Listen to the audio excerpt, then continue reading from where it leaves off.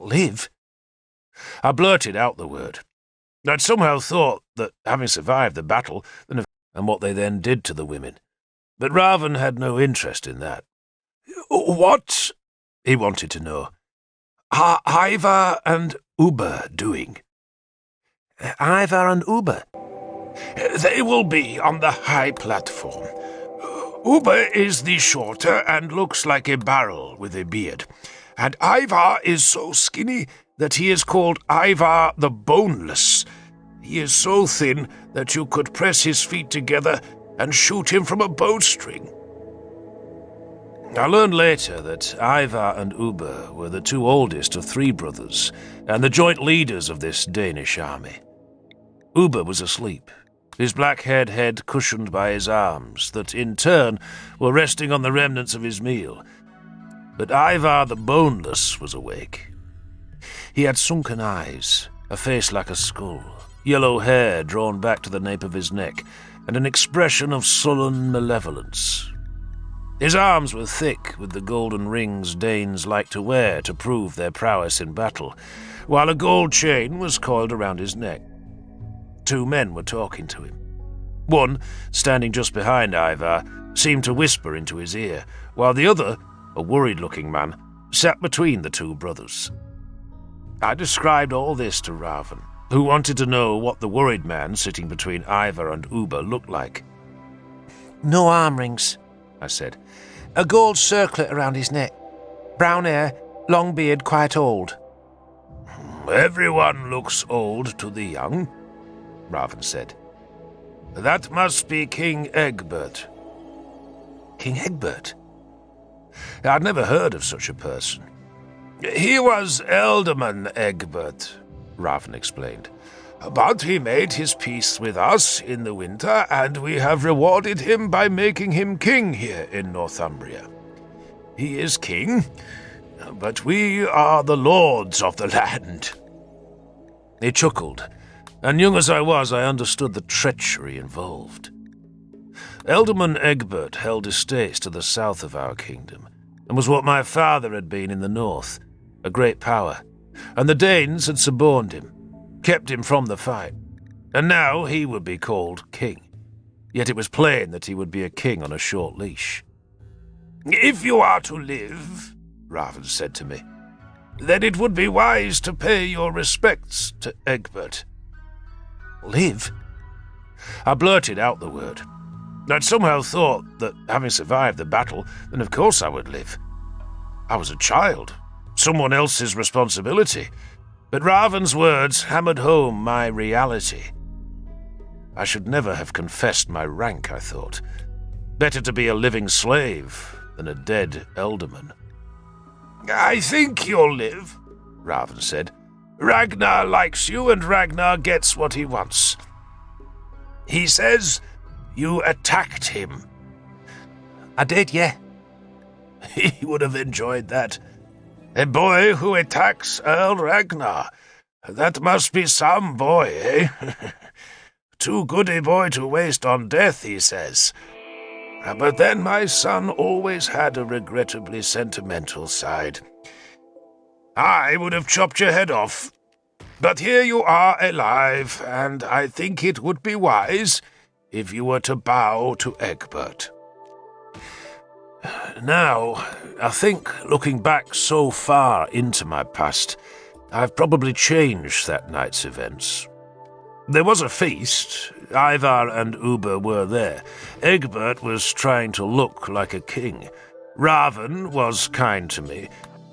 But I'm sure I was more confused and far more frightened than I've made it sound. Yet in other ways, my memories of the feast are very precise. Watch and learn, my father had told me. And Raven made me watch. And I did learn. I learned about treachery. Especially when Ragnar, summoned by Raven, took me by the collar and led me to the high dais, where, after a surly gesture of permission from Ivar, I was allowed to approach the table. Lord King, I squeaked, then knelt so that a surprised Egbert had to lean forward to see me. I am Uhtred of Bebbanburg. I'd been coached by Raven in what I should say. "And I seek your lordly protection." That produced silence, except for the mutter of the interpreter talking to Ivar. Then Uber awoke, looked startled for a few heartbeats as if he were not sure where he was. Then he stared at me, and I felt my flesh shrivel, for I'd never seen a face so malevolent. He had dark eyes, and they were full of hate, and I wanted the earth to swallow me. He said nothing, just gazed at me and touched a hammer-shaped amulet hanging at his neck. Uber had his brother's thin face, but instead of fair hair drawn back against the skull, he had bushy black hair and a thick beard that was dotted with scraps of food. And then he yawned, and it was like staring into a beast's maw. The interpreter spoke to Ivar, who said something, and the interpreter in turn talked to Egbert, who tried to look stern. "Your father," he said, "chose to fight us." "And is dead," I answered, tears in my eyes. And I wanted to say something more, but nothing would come. And instead I just snivelled like an infant, and I could feel Uber's scorn like the heat of a fire. I coughed angrily at my nose. "We shall decide your fate," Egbert said loftily, and I was dismissed. I went back to Raven, who insisted I tell him what had happened, and he smiled when I described Uber's malevolent silence. "He's a frightening man," Raven agreed. "To my certain knowledge, he's killed 16 men in single combat, and dozens more in battle, but only when the auguries are good. Otherwise, he won't fight." "The auguries?" "Uber is a very superstitious young man," Raven said, "but also a dangerous one. If I give you one piece of advice, young Uhtred, it is never to fight Uber. Even Ragnar would fear to do that, and my son fears little." "And Ivar?" I asked. "Would your son fight Ivar?" "The boneless one?" Raven considered the question. "He too is frightening, for he has no pity, but he does possess sense. Besides, Ragnar serves Ivar if he serves anyone, and they are friends, so they would not fight. But Uber, only the gods tell him what to do. And you should beware of men who take their orders from the gods. And cut me some of the crackling, boy. I particularly like pork crackling." I cannot remember now how long I was in Jofawick. I was put to work, that I do remember. My fine clothes were stripped from me and given to some Danish boy, and in their place I was given a flea-ridden shift of tattered wool that I belted with a piece of rope. I cooked Raven's meals for a few days. Then the other Danish ships arrived and proved to hold mostly women and children, the families of the victorious army. And it was then I understood that these Danes had come to stay in Northumbria. Raven's wife arrived, a big woman called Gudrun, with a laugh that could have felled an ox, and she chivied me away from the cooking fire that she now tended with Ragnar's wife, who was called Sigrid, and whose hair reached to her waist and was the colour of sunlight reflecting off gold. She and Ragnar had 2 sons and a daughter. Sigrid had given birth to 8 children, but only those 3 had lived. Rorik, his second son, was a year younger than me, and on the very first day I met him, he picked a fight, coming at me with a whirl of fists and feet. But I put him on his back and was throttling the breath out of him when Ragnar picked us both up, crashed our heads together and told us to be friends. Ragnar's eldest son, also called Ragnar, was 18, already a man, and I did not meet him then, for he was in Ireland, where he was learning to fight and to kill, so he could become an earl like his father. In time I did meet Ragnar the younger. It was very similar to his father. Always cheerful, boisterously happy, enthusiastic about whatever needed to be done, and friendly to anyone who paid him respect. Like all the other children, I had work to keep me busy. There was always firewood and water to be fetched, and I spent 2 days helping to burn the green muck from the hull of a beached ship. And I enjoyed that, even though I got into a dozen fights with Danish boys, all of them bigger than me, and I lived with black eyes, bruised knuckles, sprained wrists, and loosened teeth. My worst enemy was a boy called Sven, who was 2 years older than me and very big for his age, with a round, vacant face, a slack jaw, and a vicious temper. He was the son of one of Ragnar's shipmasters, a man called Kjartan. Ragnar owned 3 ships. He commanded one, Kjartan the second, and a tall, weather-hardened man named Egil steered the third. Kjartan and Egil were also warriors, of course, and as shipmasters they led their crews into battle, and so were reckoned important men, their arms heavy with rings, and Kjartan's son, Sven, took an instant dislike to me. He called me English scum, a goat turd and dog breath, and because he was older and bigger he could beat me fairly easily. But I was also making friends, and luckily for me, Sven disliked Rorik almost as much as he hated me, and the 2 of us could just thrash him together, and after a while Sven avoided me unless he was sure I was alone. So, apart from Sven, it was a good summer. I never had quite enough to eat. I was never clean. Ragnar made us laugh, and I was rarely unhappy. Ragnar was often absent, for much of the Danish army spent that summer riding the length and breadth of Northumbria to quell the last shreds of resistance. But I heard little news, and no news of Bebbanburg. It seemed the Danes were winning. For every few days another English thane would come to Jofawick and kneel to Egbert, who now lived in the palace of Northumbria's king, though it was a palace that had been stripped of anything useful by the victors. The gap in the city wall had been repaired in a day, the same day that a score of us dug a great hole in the field where our army had fled in panic. We filled the hole with the rotting corpses of the Northumbrian dead. I knew some of them. I suppose my father was among them, but I did not see him. Nor, looking back, did I miss him. He'd always been a morose man, expecting the worst and not fond of children. The worst job I was given was painting shields. We first had to boil down some cattle hides to make size, a thick glue, that we stirred into a powder we had made from crushing copper ore with big stone pestles, and the result was a viscous blue paste that had to be smeared on the newly made shields. For days afterwards I had blue hands and arms, but our shields were hung on a ship and looked splendid. Every Danish ship had a strake running down each side, from which the shields could hang, overlapping as though they were being held in the shield wall. And these shields were for Uber's craft, the same ship I had burned and scraped clean. Uber, it seemed, planned to leave, and wanted his ship to be beautiful. She had a beast on her prow, a prow that curved like a swan's breast from the waterline, then jutted forward. The beast, half dragon and half worm, was the topmost part, and the whole beast head could be lifted off its stem and stowed in the bilge. "We lift the beast heads off," Ragnar explained to me, "so they don't frighten the spirits."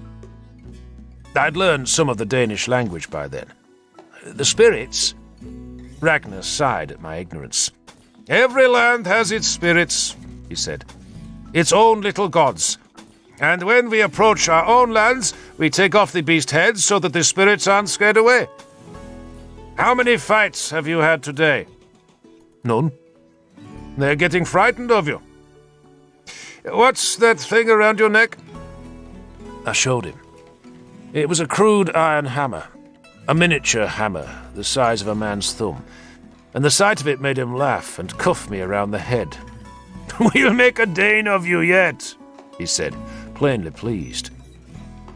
The hammer was the sign of Thor, who was a Danish god almost as important as Odin, as they called Woden, and sometimes I wondered if Thor was the more important god, but no one seemed to know.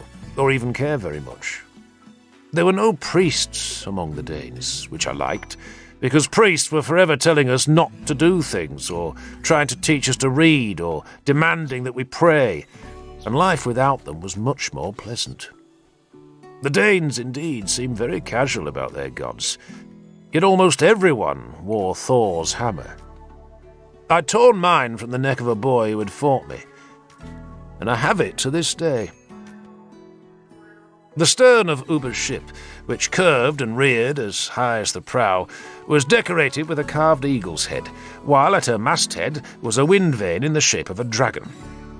The shields were hung on her flanks, though I later learned they were only displayed there for decoration, and that once the ship was underway, the shields were stored inboard. Just underneath the shields were the oar holes, each rimmed with leather, 15 holes on each side. The holes could be stopped with wooden plugs when the ship was under sail, so that the craft could lean with the wind and not be swamped. I helped scrub the whole boat clean, but before we scrubbed her, she was sunk in the river, just to drown the rats and discourage the fleas, and then we boys scraped every inch of wood and hammered wax-soaked wool into every seam, and at last the ship was ready. And that was the day my uncle, Aelfric, arrived in Jofawick. The first I knew of Aelfric's coming was when Ragnar brought me my own helmet, the one with the gilt bronze circlets and a tunic edged with red embroidery, and a pair of shoes.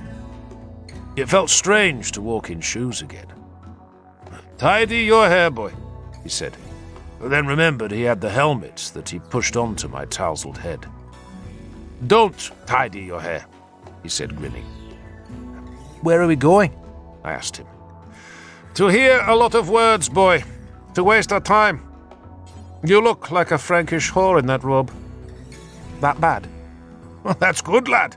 They have great whores in Francia. Plump, pretty, and cheap. Come on." He led me from the river. The city was busy, the shops full, the streets crowded with pack mules. A herd of small, dark, fleeced sheep was being driven to slaughter, and they were the only obstruction that did not part to make way for Ragnar, whose reputation ensured respect. But that reputation was not grim, for I saw how the Danes grinned when he greeted them.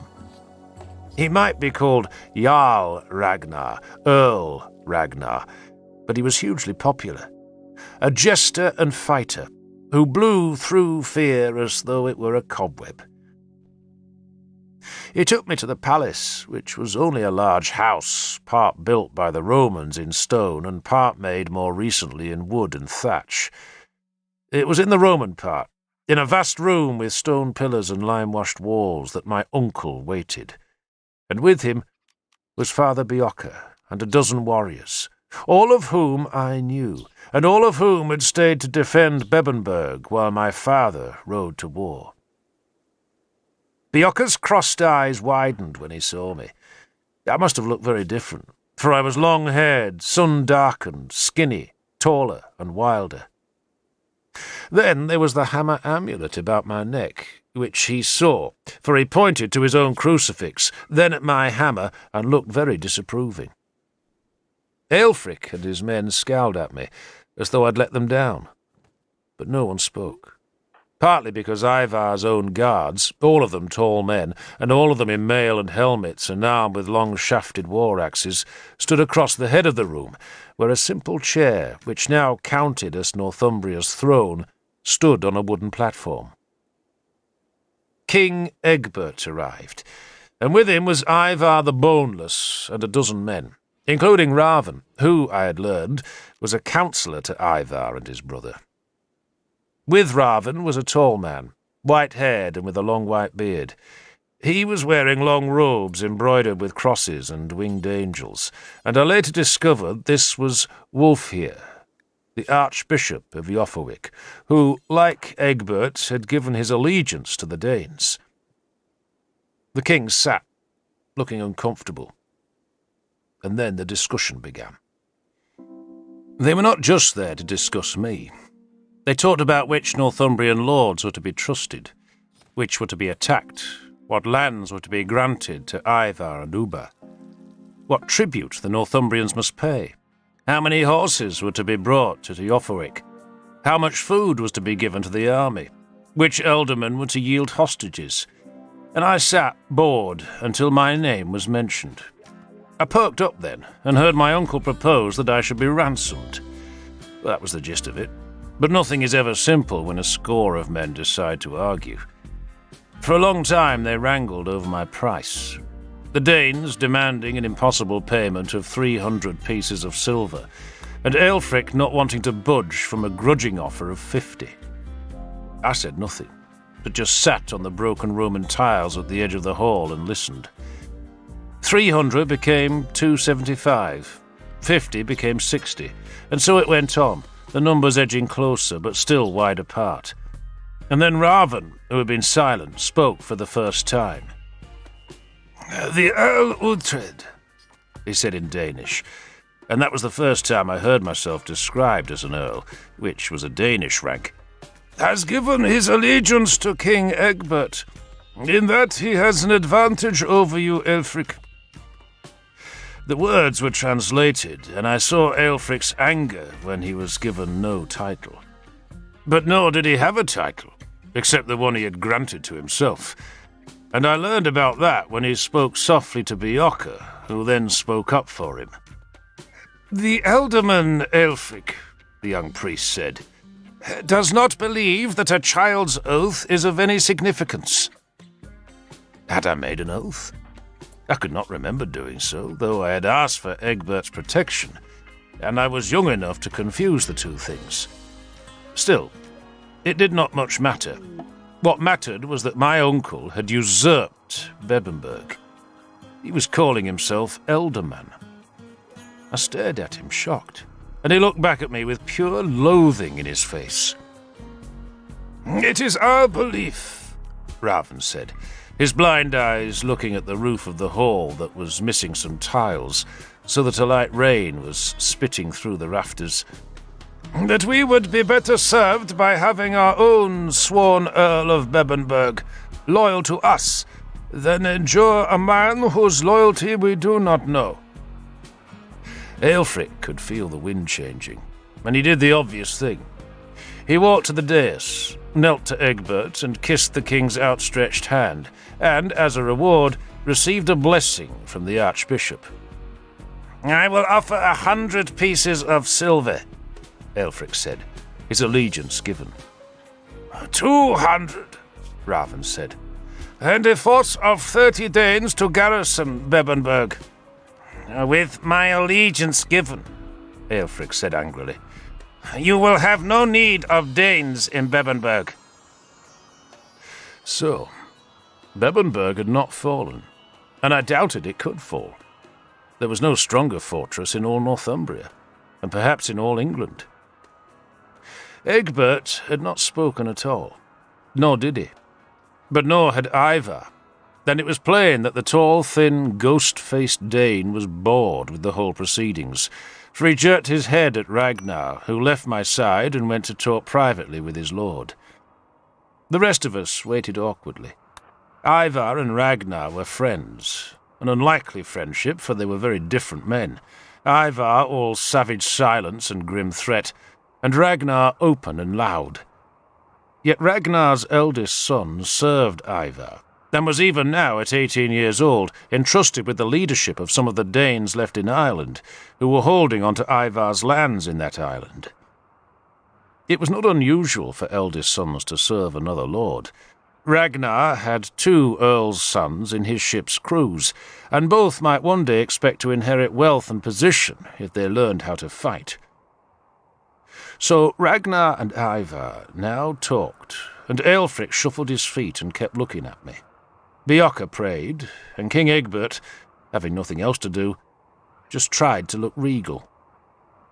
Ivar finally spoke. "The boy is not for sale," he announced. "Ransom," Raven corrected him gently. Aelfric looked furious. "I came here," he began, but Ivar interrupted him. "The boy is not for ransom. he snarled, then turned and walked from the big chamber. Egbert looked awkward, half rose from his throne, sat again, and Ragnar came and stood beside me. "You're mine," he said softly. "I just bought you." "Bought me?" "My sword's weight in silver," he said. "Why?" "Perhaps I want to sacrifice you to Odin," he suggested, then tousled my hair. "We like you, boy," he said. "We like you enough to keep you. And besides, your uncle didn't offer enough silver. For 500 pieces. I'd have sold you for that." He laughed. Bjorka hurried across the room. "Are you well?" he asked me. "I'm well," I said. "That thing you're wearing," he said, meaning Thor's hammer, and he reached as though to pull it from its thong. "Touch the boy, priest," Ragnar said harshly, "and I'll straighten your crooked eyes before opening you from your gutless belly to your skinny throat." Bjorka, of course, could not understand what the Dane had said, but he could not mistake the tone, and his hand stopped an inch from the hammer. He looked nervous. He lowered his voice, so only I could hear him. "Your uncle will kill you," he whispered. "Kill me?" "He wants to be Ealdorman. That's why he wished to ransom you, so he could kill you." "But—" I began to protest. "Shh," Bjorka said. He was curious about my blue hands, but did not ask what had caused them. "I know you are the Ealdorman," he said instead, "and we will meet again." He smiled at me, glanced warily at Ragnar, and backed away. Aelfric left. I learnt later that he had been given safe passage to and from Eoforwick, which promise had been kept, but after that meeting he retreated to Bebbanburg and stayed there. Ostensibly he was loyal to Egbert, which meant he accepted the overlordship of the Danes, but they had not yet learned to trust him. That, Ragnar explained to me, was why he had kept me alive. "I like Bebbanburg," he told me. "I want it." "It's mine," I said stubbornly. "And you're mine," he said, "which means Bebbanburg is mine. You're mine, Uhtred, because I just bought you, so I can do whatever I like with you. I can cook you, if I want, except there's not enough meat on you to feed a weasel. Now, take off that horse tunic, give me the shoes and helmet, and go back to work." So, I was a slave again, and happy. Sometimes, when I tell folk my story, they ask why I did not run away from the pagans, why I did not escape southwards into the lands where the Danes did not yet rule. But it never occurred to me to try. I was happy. I was alive. I was with Ragnar, and it was enough. More Danes arrived before winter. 36 ships came, each with its contingent of warriors, and the ships were pulled onto the riverbank for the winter, while the crews, laden with shields and weapons, marched to wherever they would spend the next few months. The Danes were casting a net over eastern Northumbria, a light one, but still a net of scattered garrisons. Yet they could not have stayed if we had not let them. But those ealdormen and thanes who had not died at Eoforwick had bent the knee, and so we were a Danish kingdom now, despite the leashed Egbert on his pathetic throne. It was only in the west, in the wilder parts of Northumbria, that no Danes ruled, but nor were there any strong forces in those wild parts to challenge them. Ragnar took land west of Eoforwick up in the hills. His wife and family joined him there, and Raven and Gudrun came, plus all Ragnar's ship's crews, who took over homesteads in the nearby valleys. Our first job was to make Ragnar's house larger. It had belonged to an English thane who had died at Eoforwick, but it was no grand hall, merely a low wooden building thatched with rye straw and bracken, on which grass grew so thickly that, from a distance, the house looked like a long hummock. We built a new part, Not for us, but for the few cattle, sheep and goats who would survive the winter and give birth in the new year. The rest were slaughtered. Ragnar and the men did most of the killing, but as the last few beasts came to the pen, he handed an axe to Rorik, his younger son. "One clean, quick stroke," he ordered. And Rorik tried, but he was not strong enough, and his aim was not true, and the animal bellowed and bled, and it took 6 men to restrain it, while Ragnar did the job properly. The skinners moved onto the carcass, and Ragnar held the axe to me. "See if you can do better." A cow was pushed towards me. A man lifted her tail. She obediently lowered her head, and I swung the axe, remembering exactly where Ragnar had hit each time, and the heavy blade swung true, straight into the spine, just behind the skull, and she went down with a crash. "We'll make a Danish warrior of you yet," Ragnar said, pleased. The work lessened after the cattle slaughter. The English who still lived in the valley brought Ragnar their tribute of carcasses and grain, just as they would have delivered the supplies to their English lord. It was impossible to read from their faces what they thought of Ragnar and his Danes, but they gave no trouble, and Ragnar took care not to disturb their lives. The local priest was allowed to live and give services in his church, that was a wooden shed decorated with a cross, and Ragnar sat in judgment on disputes, but always made certain he was advised by an Englishman who was knowledgeable in the local customs. "You can't live somewhere," he told me, "if the people don't want you to be there. They can kill our cattle or poison our streams, and we would never know who did it. You either slaughter them all or learn to live with them." The sky grew paler, and the wind colder. Dead leaves blew in drifts. Our main work now was to feed the surviving cattle and to keep the log pile high. A dozen of us would go up into the woods, and I became proficient with an axe, learning how to bring a tree down with an economy of strokes. We would harness an ox to the bigger trunks to drag them down to the shieling, and the best trees were put aside for building, while the others were split and chopped for burning. There was also time for play, and so we children made our own hall high up in the woods, a hall of unsplit logs with a thatch of bracken and a badger's skull nailed to the gable in imitation of the boar's skull that crowned Ragnar's home.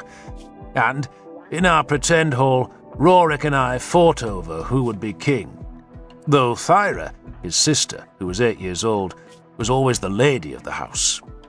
She would spin wool there, because if she did not spin enough thread by winter's end, she would be punished, and she would watch while we boys fought our mock battles with toy wooden swords.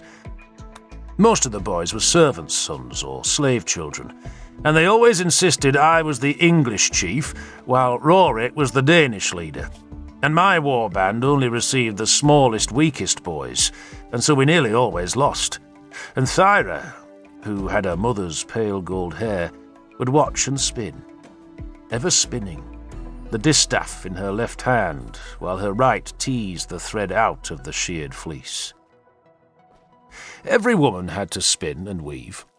Ragnar reckoned it took 5 women or a dozen girls a whole winter to spin enough thread to make a new sail for a boat, and boats were always needing new sails. And so the women worked every hour the gods sent. They also cooked, boiled walnut shells to dye the new thread, picked mushrooms, tanned the skins of the slaughtered cattle, collected the moss we used for wiping our arses, rolled beeswax into candles, malted the barley and placated the gods. There were so many gods and goddesses, and some were peculiar to our own house, and those the women celebrated in their own rites, while others, like Odin and Thor, were mighty and ubiquitous, but they were rarely treated in the same way that the Christians worshipped their god. A man would appeal to Thor, or to Loki, or to Odin, or to Vika, or to any of the other great beings who lived in Asgard, which seemed to be the heaven of the gods. But the Danes did not gather in a church as we gathered every Sunday and every Saint's Day in Bebbanburg, And just as there were no priests among the Danes, nor were there any relics or sacred books. I missed none of it.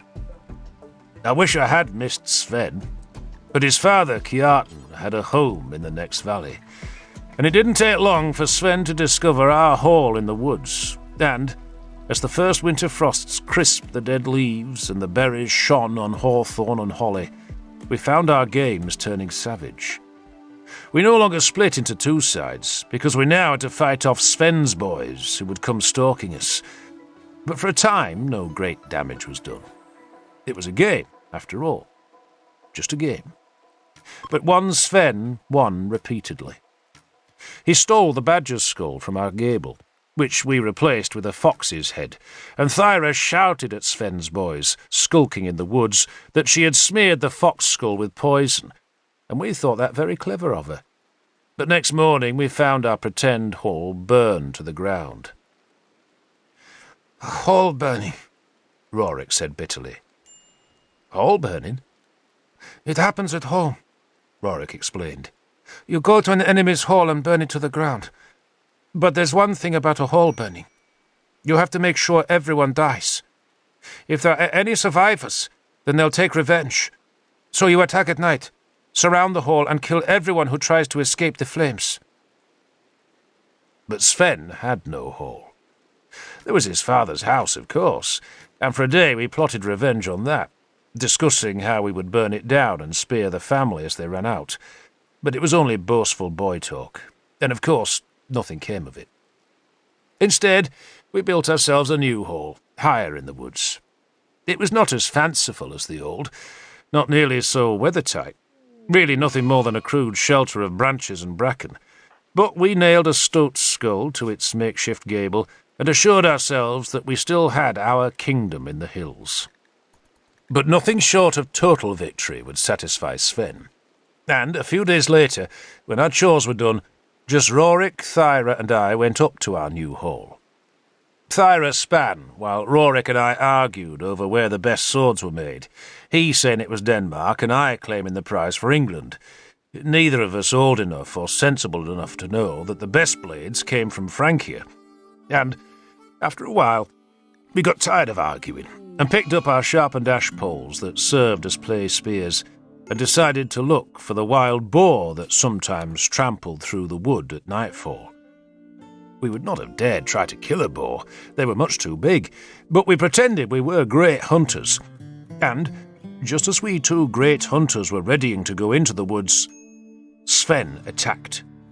Just him and two of his followers, but Sven, instead of carrying a wooden sword, swung a real blade, long as a man's arm, the steel glittering in the winter light, and he ran at us, bellowing like a madman. Rorik and I, seeing the fury in his eyes, ran away. He followed us, crashing through the wood like the wild boar we had wanted to stalk, and it was only because we were much faster that we got away from that wicked blade. And then, a moment later, we heard Thyra scream. We crept back, cautious of the sword that Sven must have taken from his father's house, and, when we reached our pathetic hut, found that Thyra was gone.